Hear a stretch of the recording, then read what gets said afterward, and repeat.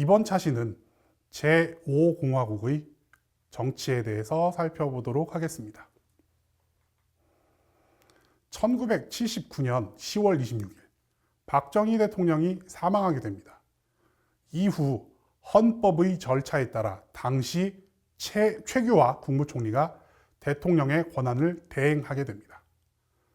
그러나 전두환과 노태우를 중심으로 하는 신군부 세력이 소위 12.12 군사 쿠데타를 통해서 권력을 장악하게 됩니다.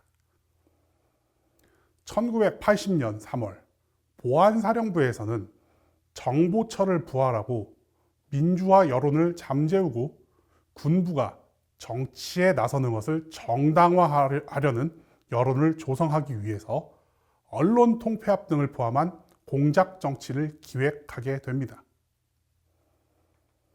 이에 따라 1980년 4월 보안사령관이었던 전두환은 중앙정보부장 서리가 되어 국내의 모든 정보기관을 장악하게 됩니다. 1980년 5월부터 정권을 장악하고 정치에 관여하려는 신군부에 대해 전두환 퇴진을 요구하는 학생 시위가 발생을 하게 됩니다.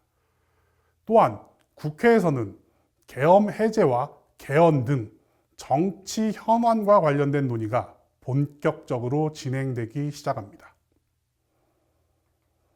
신군부는 정국 운영에 방해가 되는 요인들을 처리하기 위해 5월 17일 비상계엄을 전국으로 확대합니다. 또한 계엄포고령 10호를 선포하여 정치활동 금지령, 휴교령, 언론보도 검열 강화와 같은 여러 조치들을 취하게 됩니다. 이에 따라 김대중, 김영삼, 김종필 등을 필두로 수천 명의 정치인과 재야 인사들을 감금하고 군대를 동원해 국회를 봉쇄합니다. 광주 지역 대학생들과 광주 시민은 5월 18일에 김대중 석방, 신군부 퇴진, 민주정부 수립을 내세우며 시위를 시작했고 신군부는 이에 대해 강경진압을 실시하게 됩니다. 당시 신군부는 과거 부마 민주항쟁처럼 광주 역시 강경진압을 하면 잠잠해질 것으로 인식을 했었습니다.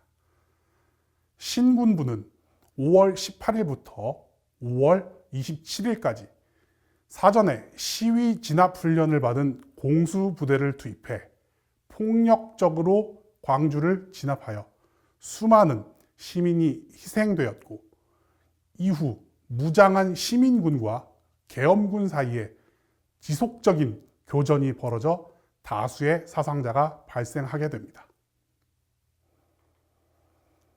5월 31일 대통령 자문기구 형식으로 국가보위비상대책위원회, 줄여서 국보위라고 얘기를 하는데 이 국보위가 출범하게 됩니다. 최규화 대통령을 위원장으로 행정부 및 군 요인 24명으로 구성이 된 이 국보위는 실질적으로 이 국보위 상임위원회가 핵심 기구였습니다. 그리고 이 상임위원회의 위원장은 전두환이 맡으면서 권력 획득을 명확하게 하게 됩니다. 8월 최규화 대통령이 하야하고 전두환이 11대 대통령에 선출됩니다. 그러나 이러한 절차는 제4공화국의 유신헌법에 따라 통일주체 국민회의에서 간접선거에 의해 선출한 것이었습니다. 1980년 10월 27일 대통령 간접선거 및 7년 단임제 대통령을 중심으로 하는 제8차 헌법 개정이 있었고 이에 따라 1981년 2월 25일 대통령 선거인단의 선출에 의해 전두환이 12대 대통령으로 선출되면서 제5공화국이 시작됩니다. 헌법 개정을 통해 유신헌법에서 명시하던 대통령의 법관 임명, 국회의원 임명권 등은 삭제가 되었습니다. 그러나 당시 국민들은 대통령 직선제를 열망하고 있었고 헌법 개정을 통해 기존의 대통령 선출기관인 통일주체 국민회의를 없애고 대통령 선거인단을 선출해 대통령을 뽑는 방식으로 변경함으로써 국민들의 열망을 무시하게 됩니다. 이러한 간접 선거 방식은 미국과 유사한 방식이었지만 사실은 중앙정보부에서 명칭이 바뀐 국가안전기획부, 즉 안기부의 통제를 받으면서 치러지는 선거였습니다.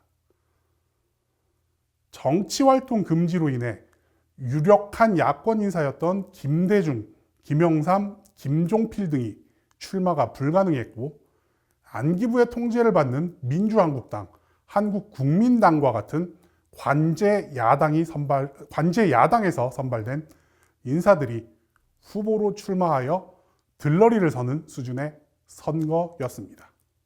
제5공화국은 민주주의 토착화, 복지사회 건설, 정의사회 구현, 교육개혁과 문화창달 등의 국정지표를 내세우고 출범했으나 쿠데타를 통해 민주적 정당성이 결여되어 있던 정부였기에 정통성 없는 정권 창출 과정, 독재, 인권 유린, 부정부패 등에 대해 지속적인 비판을 받게 됩니다.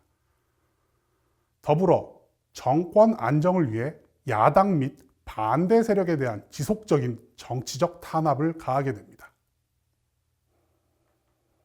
예를 들어 정치규제자의 친인척, 김대중 계열 인사, 해직 언론인 등은 공천에서 제외되도록 엄격히 관리했습니다. 이러한 비판에 직면하면서 정부는 정치적 비판 등을 회피 또는 희석하고 국민들의 여론을 친정부적으로 만들기 위해서 사회에서 많은 규제들을 해제하는 정책을 취하게 됩니다. 몇 가지를 살펴보면 한국전쟁 이후 전국적으로 확대되어 실시되었던 야간 통행 금지를 일부 지역을 제외하고 1982년도에 폐지를 하게 됩니다. 1983년에는 중고등학교를 대상으로 교복 대신 자율복장이 가능하도록 하는 교복 자율화 정책이 추진됩니다. 더불어 해외여행을 부분적으로 자유화시키기도 합니다. 광복 이후 순수 목적의 해외여행을 위한 여권은 발급이 되지 않던 상황이었습니다. 그러나 1983년부터 50세 이상의 국민에 한하여 예치금을 넣는 조건으로 연 1회 관광 여권을 발급을 하게 됩니다. 해외여행의 전면적 자유화는 1989년에 이루어지게 됩니다. 이러한 사회규제 해제와 함께 국민들의 정부에 대한 불만과 정치에 대한 관심을 돌리기 위해 스포츠 및 엔터테인먼트를 강화하는 일종의 우미나 정책을 추진하게 됩니다. 통칭 3S 정책으로 불리는데 스포츠, 섹스, 스크린 이 글자들의 앞자인 S를 따서 이 명칭을 하게 됩니다. 1981년, 1988년 하계올림픽 및 1986년 아시안게임을 유치했고 1982년 야구, 1983년 축구, 그리고 1983년 씨름 등의 프로리그를 출범시킵니다. 이러한 올림픽 유치와 스포츠 산업이 전적으로 3S 정책과 연계되었다라고 볼 수는 없습니다. 당시 소득 수준의 성장에 비해 국민들의 여가를 위한 장치들이 부족했던 것도 현실입니다. 그러나 전적으로는 아닐지라도 상당 부분 3S 정책과 연계되어 있다고 볼 수는 있겠습니다. 그리고 야간 통행 금지로 인해 성매매 업소들이 늘어난 부작용이 나타났으며 영상 상영에 대해 일부 검열 완화로 소위 에로 영화들이 우후죽순 제작되던 시기가 1980년대입니다. 또한 그간 금지해왔던 컬러 텔레비전 방송이 전국적으로 시행되게 됩니다. 컬러 TV는 이미 한국에서 생산은 하고 있었지만 전량 수출을 위해서 생산을 했었고 국내에서는 컬러 TV 방송이 금지되었었습니다. 그러나 1980년에 이를 해제하게 됩니다. 그리하여 이와 같은 3S 정책을 추진하면서 국민들의 정치에 대한 관심과 비판을 회피하려는 노력을 하게 되는 것입니다. 정권 말기로 가면서 민주주의에 대한 열망, 군부에 의한 정치 종식, 대통령 선거 직선제 개정 등을 위한 시위가 지속되었습니다. 1987년 1월 박종철 고문치사 사건이 일어난 상황에서 제5공화국 헌법에 의해 대권을 이양하겠다는 4.13 호원 조치가 발표됩니다. 이에 야권, 제야, 학계, 종교계 등이 총망라되어 반대하는 시국선언과 시위가 지속적으로 발생하게 됩니다. 이러한 상황에서 박종철 사건의 진상규명을 위해 시위에 참여한 이한열이 최루탄에 맞아 숨지는 사건이 나타나면서 6월 항쟁이 촉발됩니다. 6월 10일부터 29일까지 전국적으로 반정부 시위가 격화됩니다. 정부는 대규모의 공권력을 투입하여 원천 봉쇄를 시도했지만 전국적으로 발생하고 시민의 참여가 두드러진 상황에서 이에 대한 대응이 쉽지 않았습니다. 이에 당시 여당인 민주정의당의 대통령 후보로 선출되었던 노태우를 통해 대통령 직선제, 평화적 정권 이양 등을 골자로 한 6.29 선언을 발표하고 시국을 수습하기 위해 노력하게 됩니다. 그리하여 1987년 10월 27일 국민투표를 통해 제9차 헌법 개정이 있었고 이 헌법에 따라 선거가 실시되어 제13대 대통령의 노태우가 당선되면서 제5공화국은 종식이 됩니다. 이번 차시는 여기까지 하도록 하겠습니다.